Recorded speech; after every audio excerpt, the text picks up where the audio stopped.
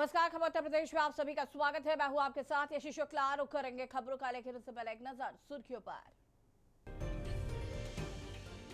योगी सरकार ने पेरेंट्स के खाते में भेजे यूनिफॉर्म बैग के पैसे। 1.18 करोड़ छात्रों को पहुंचा फायदा।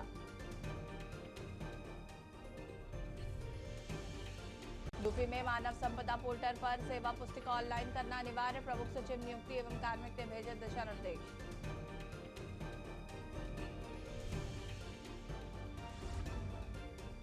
भाजपा में पीडीएस स्थान तो पा सकता है, सम्मान नहीं। बीजेपी विधायक जयदेवी मामले को लेकर अखिलेश यादव ने साधा निशाना। यूपी में पुलिस विभाग में बड़ा प्रशासनिक फेरबदल। गोंडा, सुल्तानपुर सहित 7 जिलों के बदले गए कप्तान।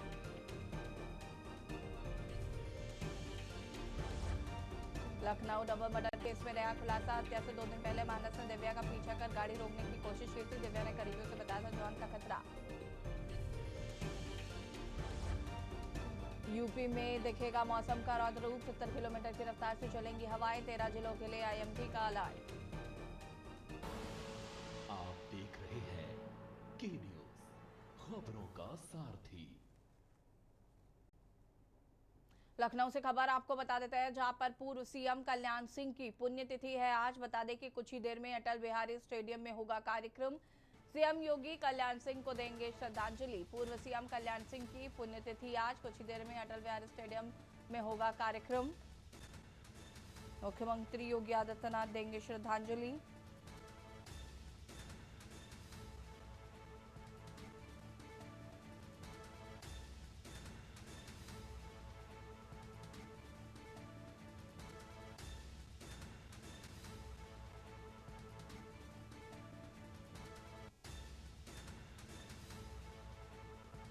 सीएम योगी कल्याण सिंह को देंगे श्रद्धांजलि।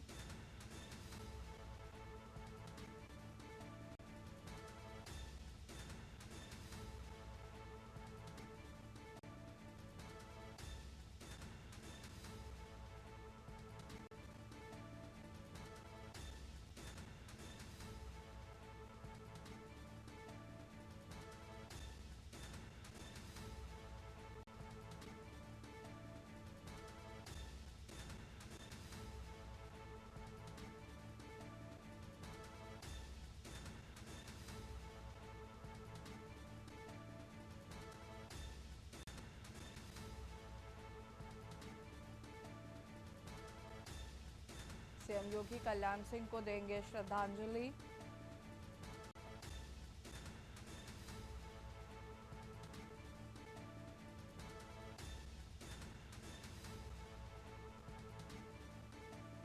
पूर्व सीएम कल्याण सिंह की पुण्यतिथि आज। अटल बिहारी स्टेडियम में होगा कार्यक्रम। लखनऊ से खबर, जहां पर अपर आयुक्त पदों पर आईएएस तैनाती का विरोध। राज्य कर विभाग में 2 पदों पर आईएएस तैनाती पर आपत्ति। जीएसटी ऑफ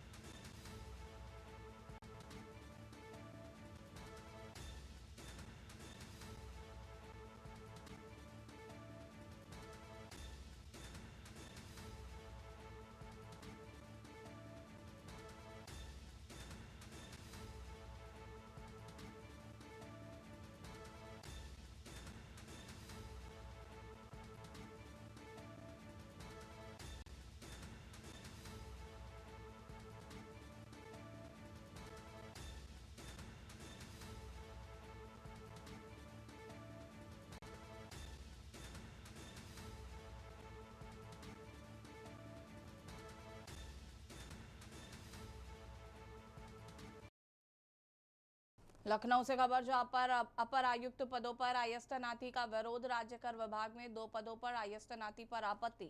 बता दें कि जीएसटी ऑफिसर्स एसोसिएशन ने अपर मुख्य सचिव को ज्ञापन सौंपा है। सानिया छाबड़ा और अजय कुमार गौतम की तैनाती पर विरोध। नियमावली के तहत पदोन्नति से पद भरने का प्रावधान। श्रेणी 1 में अपर आयुक्त के कुल 22 पद, 13 पुराने और 9 नए सृजित पद शामिल। एसोसिएशन ने आईएएस तैनाती निरस्त करने की मांग की है। और लखनऊ से खबर, जहां पर सरकारी डॉक्टरों की प्रोन्नति की दिक्कत होगी दूर। पीएमएस डॉक्टरों की पदोन्नति संबंधी समस्या जल्द ही दूर होगी। चिकित्सा स्वास्थ्य विभाग नियमावली में बदलाव करेगा।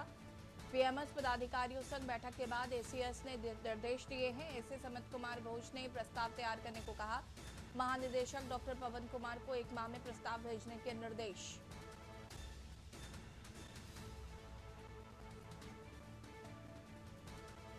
वर्ष 2020 में जारी नियमावली पर पीएमएस ने जताई थी आपत्ति।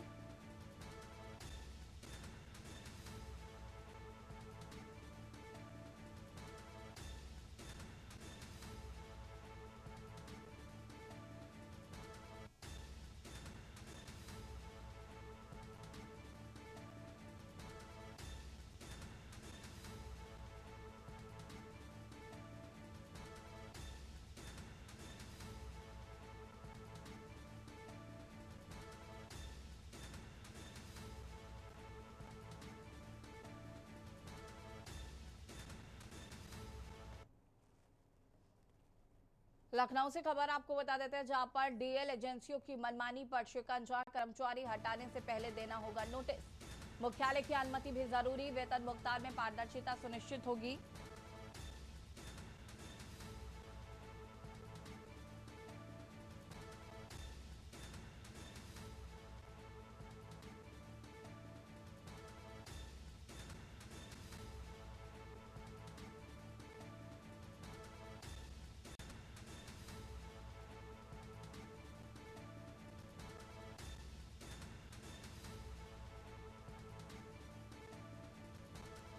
वेतन भुगतान में पारदर्शिता होगी सुनिश्चित। एजेंसियों को हर महीने देना होगा वेतन का पूरा ब्यौरा। मुख्यालय को देनी होगी वेतन ब्यौरा की रिपोर्ट। एक ऑनलाइन पोर्टल भी तैयार किया जाएगा। कर्मचारियों से लाखों की वसूली किए जाने की शिकायतें सामने आई हैं। शिकायतों के बाद व्यवस्था और सख्त होगी। 25 जिलों में 1.5 लाख डीएल आवेदन लंबित। एजेंसियों की कार्यप्रणाली पर रहेगी मुख्यालय की सीधी निगरानी।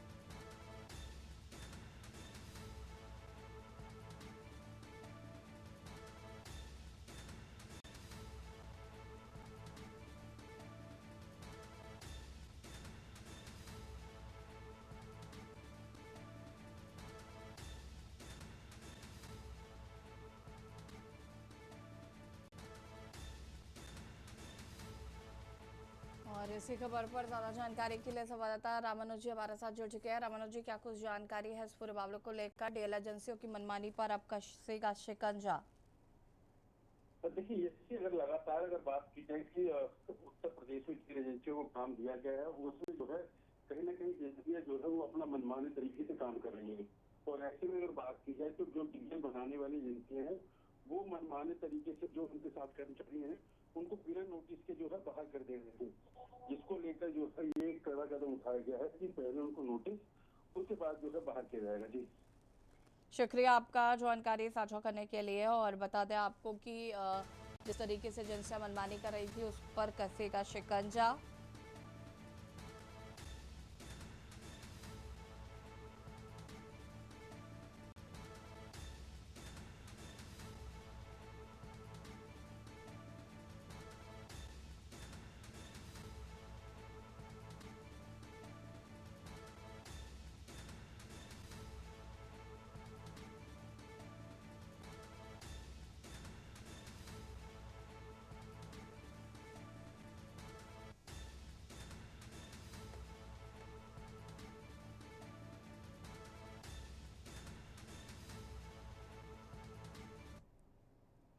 और इसी बीच आपको दिल्ली से बड़ी खबर बता देते हैं। दिल्ली से खबर, लखनऊ से खबर। अपर मुख्य सचिव वित्त को अवमानना नोटिस, सेवानिवृत्त डॉक्टरों की संशोधित पेंशन का ये मामला। हाईकोर्ट ने एसीएस वित्त दीपक कुमार को जारी किया है नोटिस।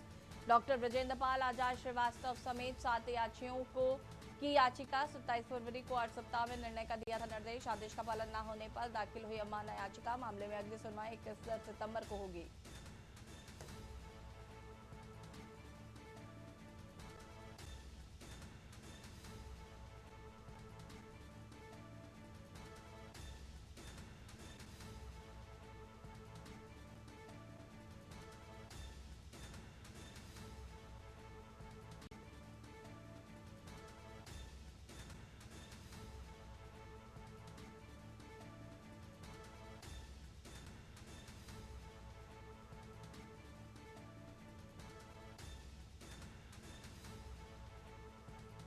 अपर मुख्य सचिव वित्त को अवमानना नोटिस जारी किया गया है। इसी खबर पर ज्यादा जानकारी के लिए संवाददाता रामानुज हमारे साथ जुड़े हुए। रामानुज जी, क्या कुछ जानकारी इस मामले को लेकर?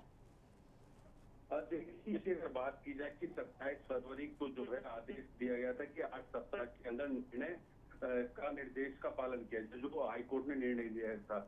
लेकिन उसके बाद से उस निर्णय का पालन नहीं हुआ, जिसके चलते अपर मुख्य सचिव जो है वित्त को जो है अवमानना का नोटिस जारी किया है, जिसमें याचिकाकर्ता जो है ब्रजेश पाल, आजाद श्रीवास्तव समेत 7 और याचिकाकर्ता है, जिनको जो है सेवानिवृत्ति के बाद जो है पेंशन में जो है दिक्कतें आ रही थी, जो पालन नहीं हो पा रहा था, जिस पर हाईकोर्ट ने सख्ती दिखाते हुए पहले फैसला दिया। और फैसला जब नहीं पूरा माना गया तो उस पर जो है अब कहीं ना कहीं निर्देश का जो पालन नहीं हुआ, उस पर अवमानना का नोटिस जारी किया। और अगली सुनवाई जो 21 सितंबर को है। और ऐसे में अगर इससे पहले जो है वित्त विभाग अगर ये कार्य कर लेता है तो शायद जो है हाईकोर्ट के जो है गुस्से से बच जाएगा। जी, शुक्रिया आपका जानकारी साझा करने के लिए। और बता दें कि डॉक्टर ब्रजेंद्र पाल, आजाद श्रीवास्तव समेत 7 याचियों ने दी थी याचिका।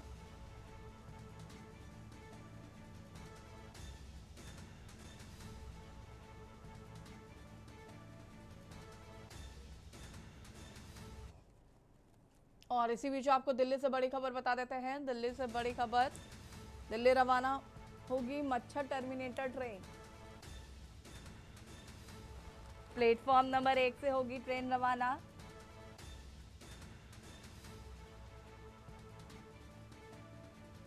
सुबह 11 बजे दिखाई जाएगी हरी झंडी।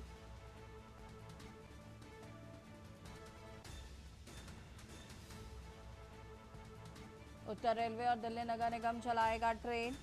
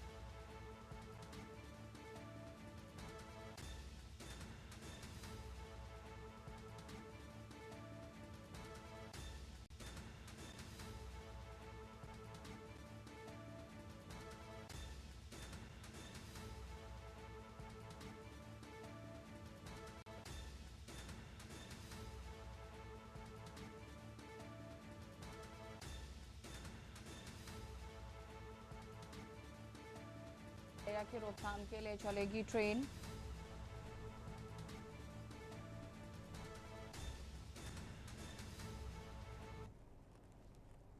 लखनऊ से खबर आपको बता देते हैं, जहां पर यूपी में 20 बड़ी परियोजनाओं को मंजूरी। 5 शहरों में 7,452 करोड़ की परियोजनाएं मंजूर। लखनऊ, गाजियाबाद, प्रयागराज, गोरखपुर, वाराणसी में काम। अर्बन चैलेंज फंड के तहत संचालित होगी योजनाएं।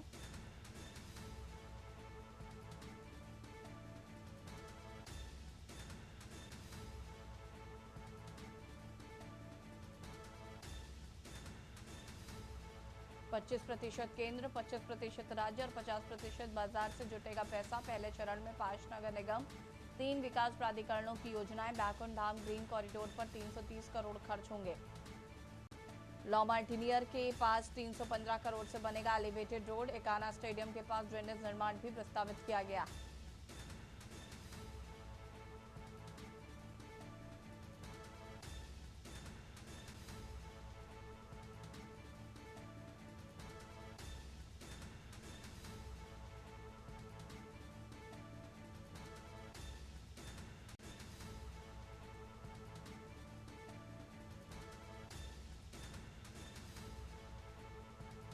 अर्बन चैलेंज फंड के तहत संचालित होंगी योजनाएं।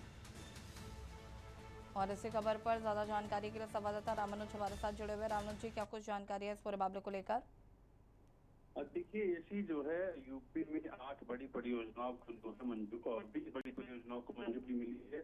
और ऐसे में लखनऊ, गाजियाबाद, प्रयागराज, गोरखपुर और वाराणसी जो है इसमें शामिल है। इसमें जो है नगर निगम क्षेत्र के अंदर जो है जो 7,452 करोड़ की परियोजना जो है वो स्वीकृत हुई है, जिसमें अर्बन चैलेंज फंड के तहत जो है संचालित होगी। और ऐसे में कुल जो है लागत जो है 25% केंद्र सरकार की, 25% राज्य और 50% जो है जो नगर निगम क्षेत्र है वो बाजार से जुटाएंगे।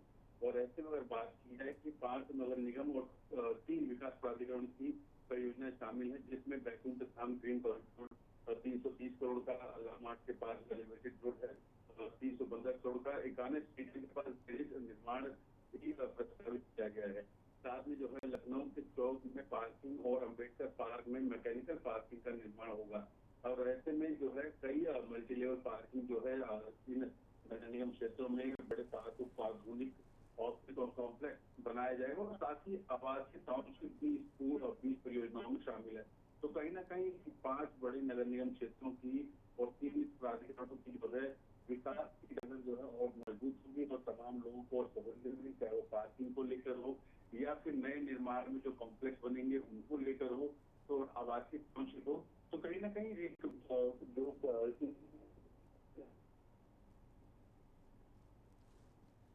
शुक्रिया आपका जानकारी साझा करने के लिए। और बता दें आपको कि पहले चरण में 5 नगर निगम, 3 विकास प्राधिकरणों की योजनाएं हैं।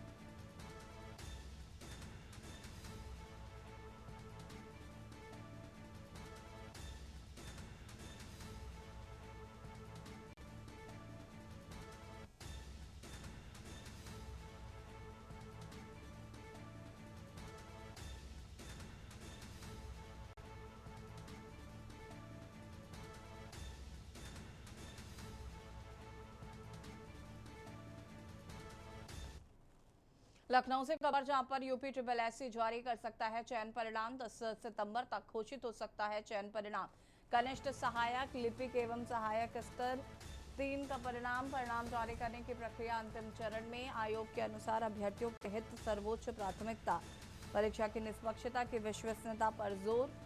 आयोग की अपील, अफवाहों पर विश्वास न करें। चयन संबंधी जानकारी के लिए वेबसाइट पर करें भरोसा।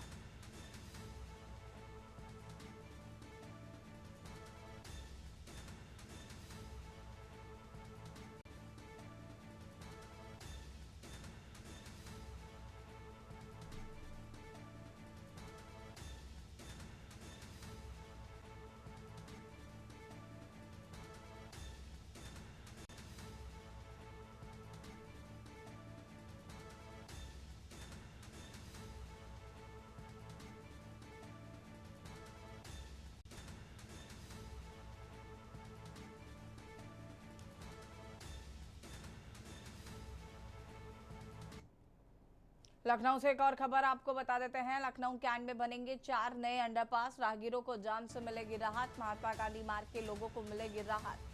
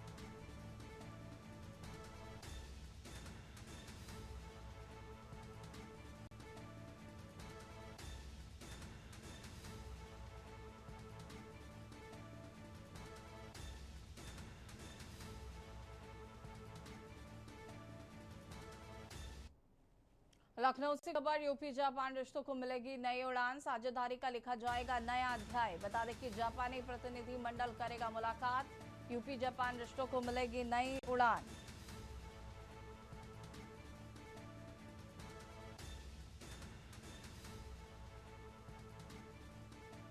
इंदिरा गांधी प्रतिष्ठान में एमएसएमई पर मंथन, उद्योग, कृषि, हेल्थ केयर विषय पर होगी चर्चा। यूपी जापान निवेश और तकनीकी का रोड मैप होगा तैयार। ओडीओपी स्टार्टअप से रूबरू होंगे जापानी मेहमान, साझेदारी मजबूत करने के लिए एमओयू एक्सचेंज प्रस्तावित। जापानी प्रतिनिधिमंडल उद्यमियों को सीएम करेंगे संबोधित।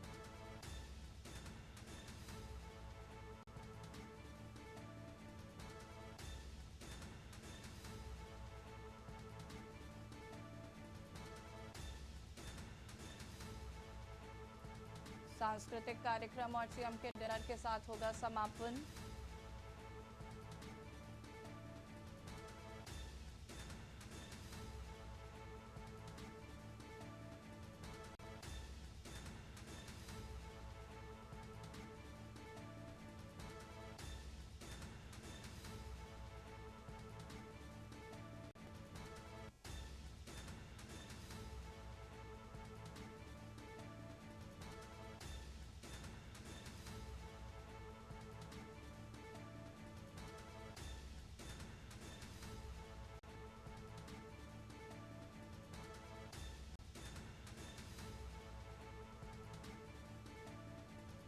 उद्योग, कृषि, हेल्थ केयर विषय पर होगी चर्चा।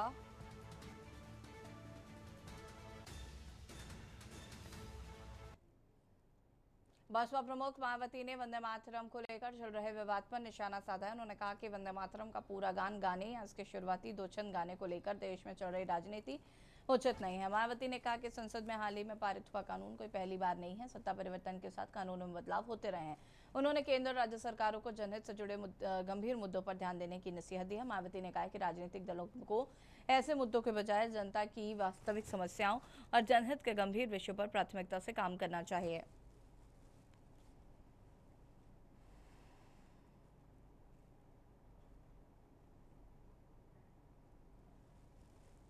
लखीमपुर खीरी में एआरटी शांति भूषण पांडे के नेतृत्व में एलआरपी चौराहे से रामपुर, खबरिया और सिसैया तक वाहनों की जांच की गई। कार्रवाई के दौरान नियमों का उल्लंघन करने वाले 16 वाहनों को बंद कराया गया, जबकि 40 वाहन चालकों के बिना हेलमेट के चालान किए गए।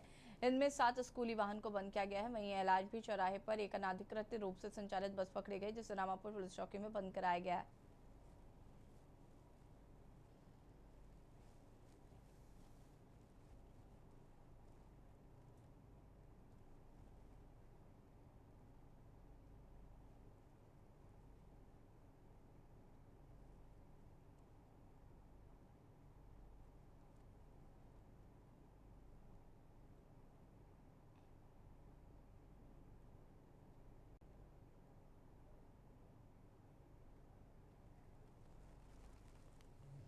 नोएडा के सेक्टर 3 में अवैध पार्किंग के खिलाफ नोएडा प्राधिकरण ने बड़ा अभियान चलाया है। सड़क किनारे अवैध रूप से खड़े वाहनों के खिलाफ कार्रवाई करते हुए मौके से गाड़ियां हटवाई गई। अवैध पार्किंग के चलते इलाके में अक्सर लंबा जाम लगने की शिकायतें सामने आ रही थी। सेक्टर 3 में सड़क किनारे बेतरतीब तरीके से खड़े वाहनों के खिलाफ नोएडा प्राधिकरण की टीम मौके पर पहुंची और कार्रवाई शुरू की।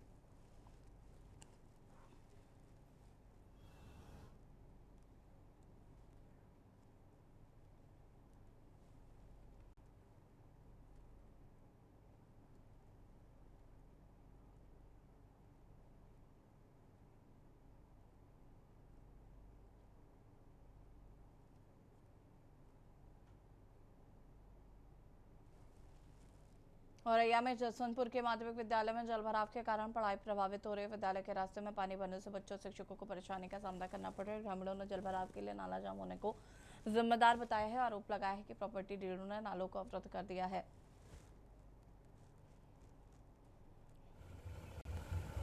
पानी विद्यालय भरा है, सारे कमरे भरे हैं पानी से। स्टाफ रूम भी भरा हुआ है। स्टाफ रूम सब भरे कक्षा हैं। 6, कक्षा 7, कक्षा 8 तो स्टाफ रूम भरा हुआ है। वहाँ जो पढ़ाई करने में समस्या हो रही है। अब बच्चे कहाँ बिठा लें? आज परीक्षा भी है। क्लास भरे हैं, कहाँ बिठा लें?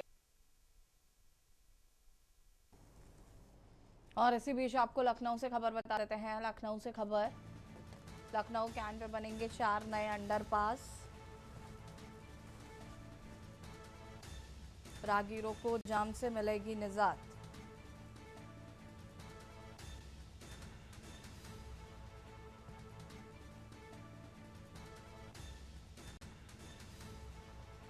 सुल्तानपुर रोड के लोगों को मिलेगी राहत।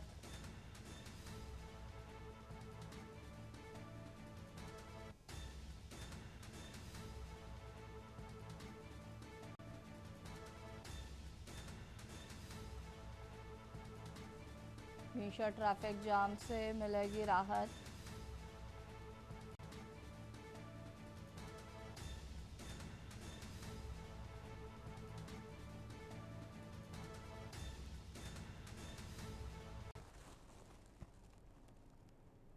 और बुलेटिन में फिलहाल इतना ही। देखते रहिए के न्यूज़ इंडिया। नमस्कार।